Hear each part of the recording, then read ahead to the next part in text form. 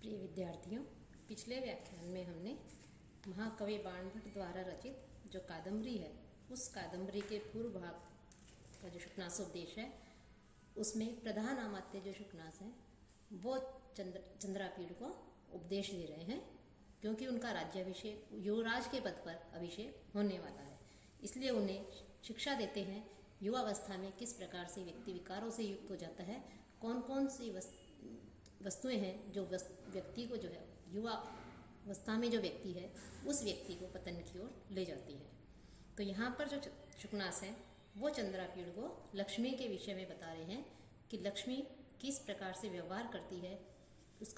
उसके दुष्ट स्वभाव का वर्णन कर रहे हैं। तो उसी क्रम में हमने पिछले व्याख्यान में भी अध्ययन किया, अब आज भी हम इसी विषय पर अध्ययन करेंगे कि लक्ष्मी के विषय में वो बता रहे हैं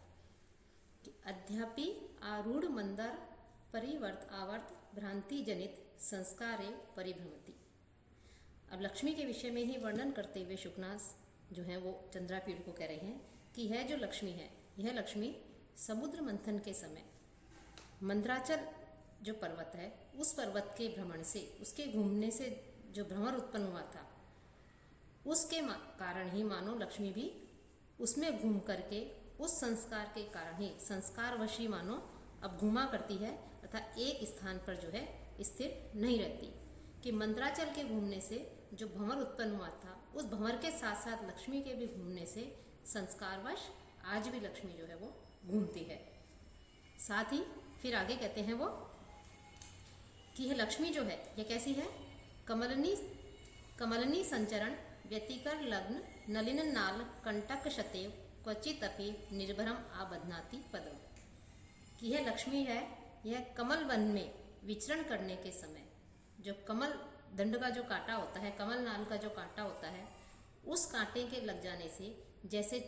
पैर या चरण जो है शत विक्षत हो जाते हैं और फिर उन पैरों को रखने में कठिनाई होती है, एक स्थान पर उन पैरों को स्थिर करके नहीं रख सकते। उसी प्रकार से यह लक्ष्मी भी मानो कमल वन में विचरण करते समय कमल दंड के जो कांटा लग जाता है उस कांटे लग जाने से इसके चरण शत विक्षत हो गए हैं और उस कारण से ये एक स्थान पर स्थिर होकर के अपने पैरों को जमा करके नहीं रखती, अपने पैरों को स्थिर करके ये नहीं रखती है। और फिर आगे कहते हैं वो इस लक्ष्मी के विषय में ही वर्णन करते हुए कि क्वचित अपि निर्भरम आबध्नाति पदम, अर्थात इसी कारण से ये एक स्थान पर लक्ष्मी स्थिर क्यों नहीं रहती है कि मानो कमल वन में विचरण करते समय कमल नाल का कांटा इसके पैर में चुभ गया है और उस कारण से इसके चरण जो हैं वो शत हो गए हैं, विक्षत हो गए हैं। इस कारण से यह एक स्थान पर अपने पैरों को स्थिर करके नहीं रखती। अति प्रयत्न विधृता अपि परमेश्वर ग्रहेषु विविध गंधगज मधुपान मत्तेव परिस्खलति। और बड़े बड़े राजाओं के जो महल है उन महलों में बड़े प्रयत्न से रखी जाने पर भी यह लक्ष्मी उसी प्रकार से जो है स्खलित हो जाती है, निकल करके अन्य राजाओं के पास में चली जाती है कि जिस प्रकार से जो गंधगज हैं अर्थात गंड स्थल से मज्जल बहने वाले जो हाथी हैं, ऐसे हाथियों के उस गंड स्थल से जो मधुपान बह रहा है, मज्जल बह रहा है, उससे मत होकर के यह स्खलित होकर के मानो दूसरे राजाओं के पास में चली जाती है कि उस मध्य को पीने से, मध्य का पान करने से मानो ये दूसरे राजाओं के पास चली जाती है। कि गंधगज कि उस हाथी के लिए प्रयुक्त हुआ है जिसके मस्तक से निरंतर मज्जल बहता रहता है, अर्थात श्रेष्ठ महाबली हाथी। और मधु जो आया, जो है यहाँ पर शब्द आया है, यह मध्य अर्थात यहाँ मध्य ही मध्य है, इसका प्रयोग जो है यहाँ पर किया गया है। तो यहाँ कह रहे हैं कि जिस प्रकार से मानो राजाओं के भवनों में बहुत अधिक प्रयत्न करके इसकी सुरक्षा में बहुत से सैनिक लगा दिए जाएं, लेकिन फिर भी यह छोड़ करके अन्य राजाओं के पास उसी प्रकार से चली जाती है कि मानो जो मदमस्त जो हाथी हैं राजा की सभा में, उनके मस्तक से जो मज्जल बह रहा है उस मज्जल का पान करके मानो ये उन्मत्त हो गई है और फिर उन्मत्त होकर के जो है वहाँ से चली जाती है, अन्य राजाओं के पास में चली जाती है। और पारुष्यम इव उपशिक्षितुम असी धारासु निवसति। असी कहते हैं तलवार को, कि मानो कठोरता को सीखने के लिए, निष्ठुरता को, पारुष्यम निष्ठुरता को या कठोरता को सीखने के लिए ही मानो ये तलवार की जो धार है उस तलवार की धारों में निवास करती है। और विश्व रूपत्वम इदम, मानो विश्व रूपता धारण करने के लिए अपने अनेक प्रकार के रूपों को धारण करने के लिए ही मानो इसने नारायण मूर्तिम ग्रहीतुम आश्रिता, मानो जो नारायण मूर्ति की जो विष्णु है उन विष्णु की मूर्ति का इसने जो है आश्रय लिया है, उसको आश्रय स्थल बनाया है। अर्थात यहाँ पर जो बाणभट्ट हैं, कवि जो बाणभट्ट हैं, वो लक्ष्मी की जो चंचलता है कि वो किस प्रकार से एक जगह स्थिर रहकर नहीं बैठती है, उसकी उपेक्षा करते हुए बता रहे हैं। चंद्रापीड़ को उपदेश दे रहे हैं, शिक्षा दे रहे हैं और कह रहे हैं कि जैसे जो मंदराचल समुद्र मंथन के समय जो पर्वत है, उस पर्वत जो मंदराचल पर्वत है उसको समुद्र मंथन में रखा था वो, और उसके घूमने से मानो जो क्षीर सागर है, उस क्षीर सागर के जल में जो भ्रमर उत्पन्न हुआ, उस भ्रमर होता है गोल गोल जो है जल का तेजी से घूमना, तो उस भ्रमर में पढ़ करके मानो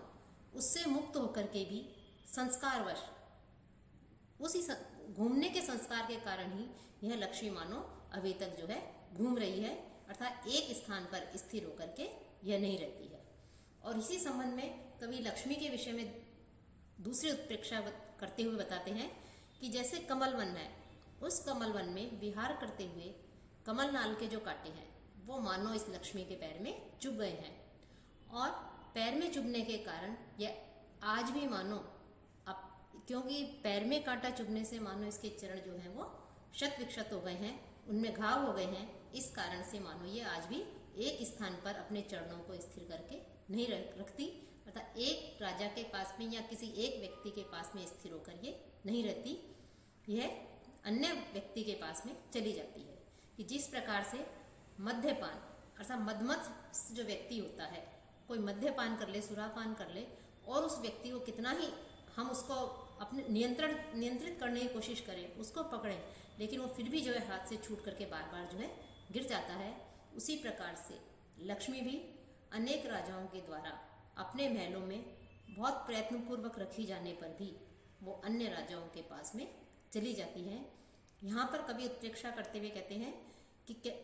उन राजाओं के जो सभा मंडप में जो हाथी हैं, मदमस्त जो हाथी हैं, जिनके मस्तक से निरंतर मज्जल बहता रहता है, तो ऐसा लगता है मानो उस मज्जल के पान से नशे में उन्मत्त होकर के यह लक्ष्मी स्खलित होकर के वहां से चली जाती है, दूसरे राजाओं के पास में पहुंच जाती है।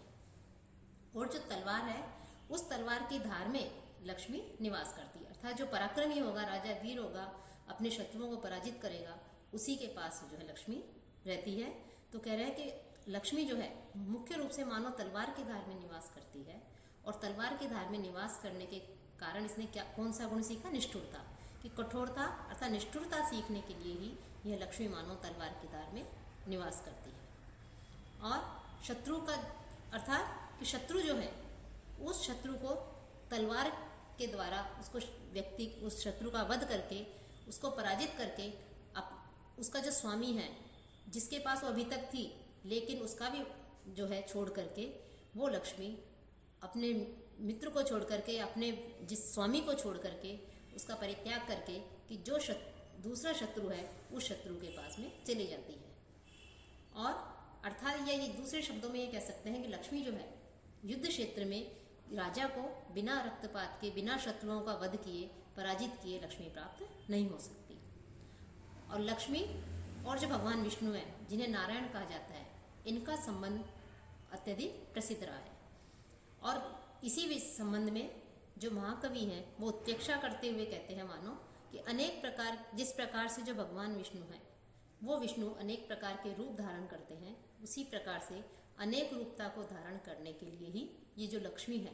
इस लक्ष्मी ने भी विराट रूपधारी भगवान विष्णु के शरीर को अपना आश्रय स्थान बनाया है, अर्थात उनकी अर्धांगिनी मणि। तो इस प्रकार से यहाँ पर जो है लक्ष्मी है, उस लक्ष्मी के विषय में अनेक प्रकार की उत्प्रेक्षा करते हुए जो महाकवि बाणभट्ट हैं, वो बाणभट्ट शुकनास के माध्यम से जो है चंद्रापीड़ को ज्ञान दे रहे हैं। चंद्रापीड़ को लक्ष्मी की दुष्टता के विषय में, निर्दयता के विषय में उसको शिक्षा दे रहे हैं।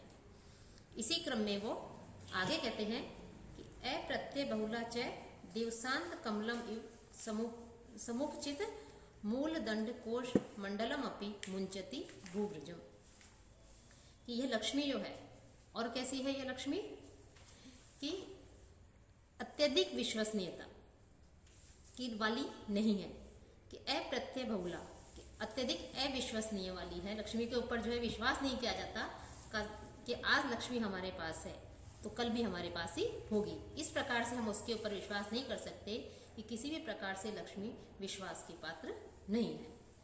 और विश्वास उसी व्यक्ति पर किया जाता है कि जो जिसके ऊपर हम कर सकते हैं कि यह हमें जो है छोड़ करके नहीं जाएगा या मुसीबत में हमारा साथ देगा। लेकिन लक्ष्मी पर किसी भी तरह से हम विश्वास नहीं कर सकते हैं।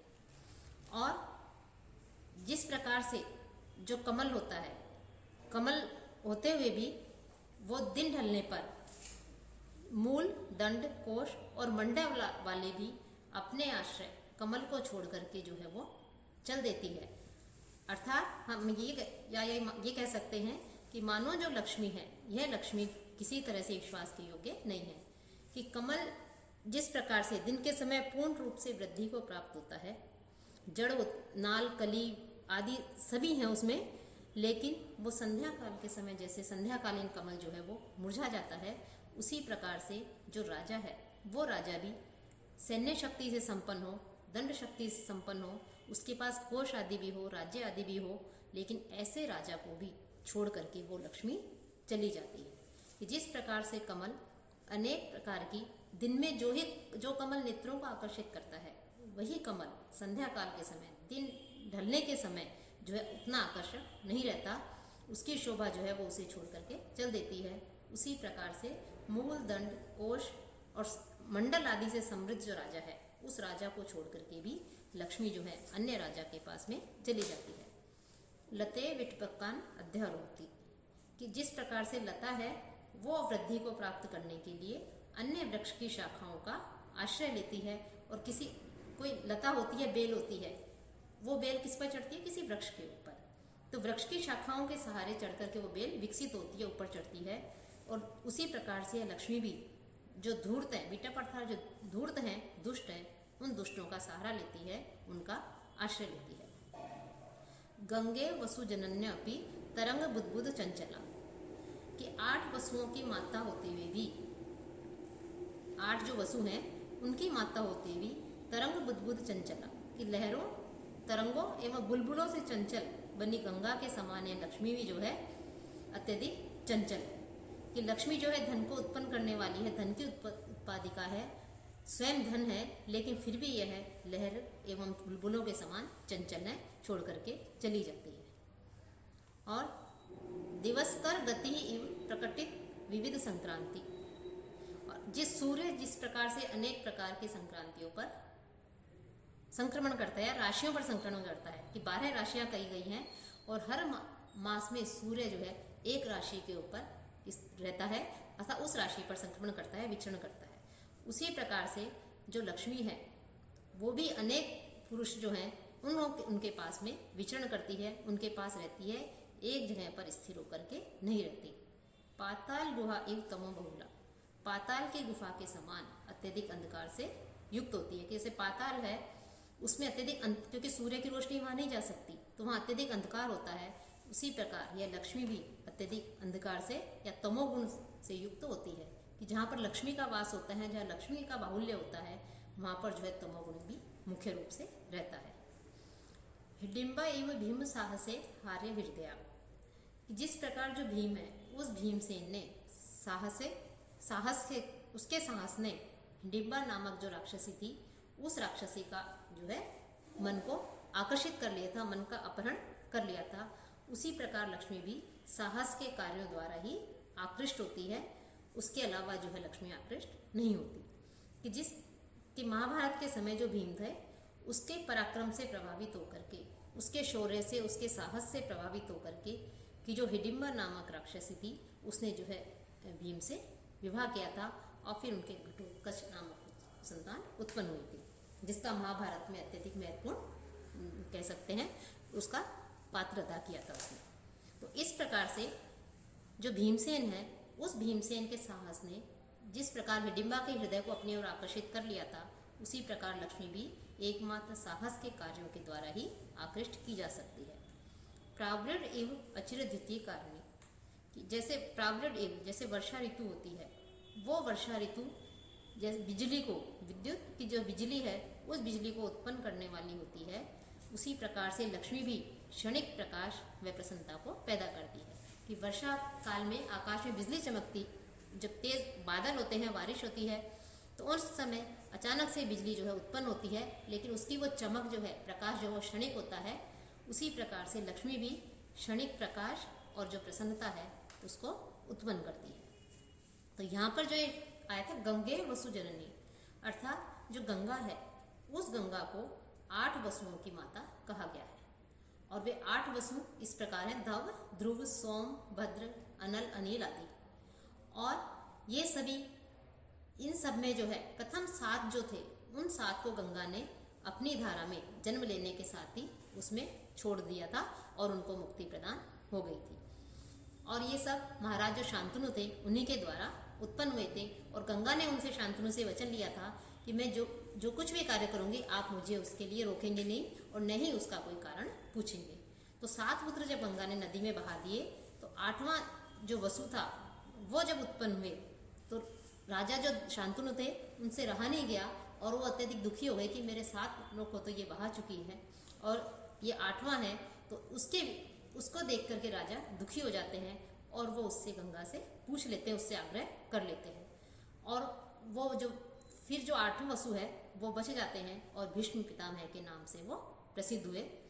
तो इस प्रकार से यहाँ पर गंगा जो है उसको 8 वसुओं की माता कहा गया है।